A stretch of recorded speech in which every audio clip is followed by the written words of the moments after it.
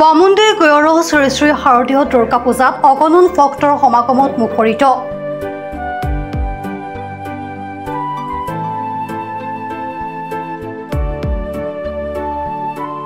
আজি মহাষ্টমী পূজা।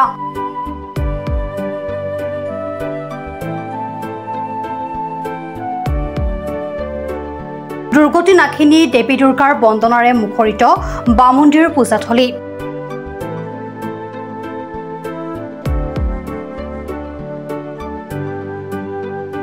ইফালে দুপৰীয়া সন্ধি পূজাত চাকি জ্বলাবলৈ পূজাথলীত অগণন ভক্তৰ সমাগমত এক আধ্যাত্মিক পৰিৱেশ বিৰাজমান হৈ পৰে।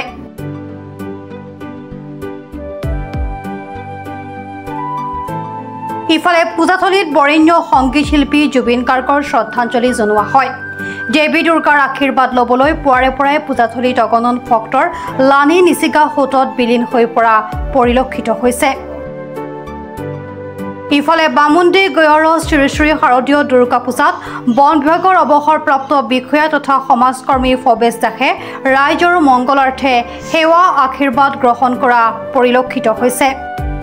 এই অষ্টমী পবিত্ৰ দিনটোত মই আমাৰ বামুন্দি ৰাইজে অনুষ্ঠিত কৰা দুৰ্গা পূজাত উপস্থিত হ'বলৈ পাই নিজকে আনন্দ গৌৰৱ খুব অনুভৱ কৰিছোঁ।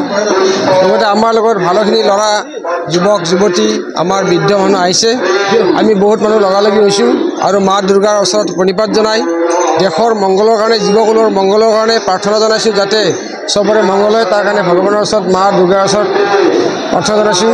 আমি জেনেৰেলি কিবা বিপদ হ'লেই চিধাই মা বাচাও, বাবা বাচাও বুলি নকওঁ, মা বাচাও। প্ৰথম মা আহে, যদি আমাৰ দুৰ্গা মাৰ ওচৰত আমি প্ৰণিপাত জনাই তেওঁ যাতে আমাক গোটেই জীৱকুলক ৰক্ষণাবেক্ষণে দিয়ে, চবৰে মংগল সাধন কৰে, তাৰ কাৰণে তেওঁৰ ওচৰত আমি প্ৰাৰ্থনা জনাইছোঁ। পঞ্চায়তৰ সম্পাদক হিচাপে কৈছোঁ, আমাৰ এই শাৰদীয় শ্ৰী শ্ৰী দুৰ্গা পূজা অনুষ্ঠানটি এতিয়া এই বছৰ আমাৰ ৯৮ বছৰত ভৰি দিছে। তাৰোপৰি আমাৰ যি মানুহৰ সোঁত পাব লাগিছিল, আমাৰ হাৰ্থক জুবিন গাৰ্গৰ এনেকুৱা অৱস্থাত হোৱা কাৰণে আমাৰ দৰ্শক যাত্ৰী কিছুমান কমি গৈছে। আগৰ দৰে আমাৰ যাত্ৰী হোৱা নাই এইবাৰ দুৰ্গা পূজাত। আজি আমাৰ মহা অষ্টমী পূজাৰ দিনা আমি ৰাতিপুৱা 10 বজাৰ পৰা ভোগৰ ব্যৱস্থা কৰিছোঁ। ইতিমধ্যে ভোগ চলি আছে। আমাৰ এতিয়া ৯৮ বছৰ, 2 বছৰ পিছত আমাৰ শতবৰ্ষ বামুন্দি দুৰ্গা পূজাৰ শতবৰ্ষ হ'ব। আৰু ইয়াৰ দ্বাৰা মই সমূহ ভক্ত শাৰদীয় শ্ৰী শ্ৰী দুৰ্গা পূজাৰ ভক্তপ্ৰাণ ৰাইজক মই শুভেচ্ছা জনাইছোঁ।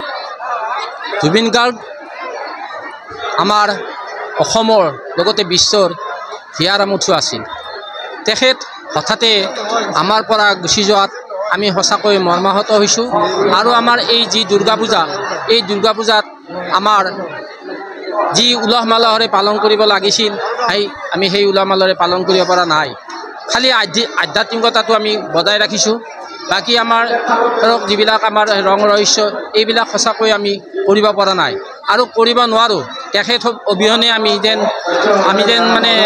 এটা শোকৰ হেৰিত পৰি আছোঁ আমি। সেয়ে আমি এই বামুন্দি দুৰ্গোৎসৱৰ এতিয়ালৈ আমাৰ ৯৮ বছৰ হ'ল। এই ৯৮ বছৰত শেষ হোৱাৰ পিছত আমাৰ আৰু 2 বছৰৰ পিছত 100 বছৰ হ'ব। আমি 100 বছৰলৈ আমি প্ৰস্তুতি চলাম আমি ডাঙৰকৈ কৰিবলৈ।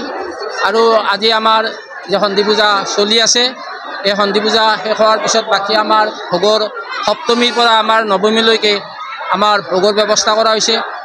আমাৰ ভক্তপ্ৰাণ ৰাইজক আমি এই ভোগ গ্ৰহণ কৰিবলৈ আমি অনুৰোধ জনাইছোঁ। আৰু লগতে আমি মা ভগৱতীয়ে আমাৰ সকলো ভক্তপ্ৰাণ ৰাইজক যাতে আশীৰ্বাদ কৰে, তাৰ বাবে আমি ভগৱতীৰ ওচৰত শুভকামনা। হাজোৰ পৰা কমলাকান্ত দাসৰ ৰিপৰ্ট, প্ৰাত টাইম ডিজিটেল। অসমৰ নপুৰণি কবি সাহিত্যিকৰ বাবে সুখবৰ।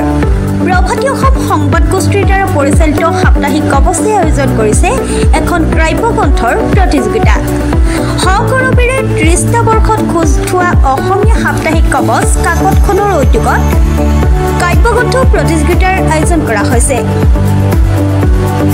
২০২২ চনৰ পৰা বৰ্তমানলৈ প্ৰকাশিত অসমীয়া কাব্যগ্ৰন্থ 2 কপিৰ লগতে লেখকৰ সম্পূৰ্ণ নাম ঠিকনা সঠিককৈ লিখি অহা 30 নৱেম্বৰৰ ভিতৰত তলত দিয়া ঠিকনাত ডাকযোগে পঠাব পাৰিব।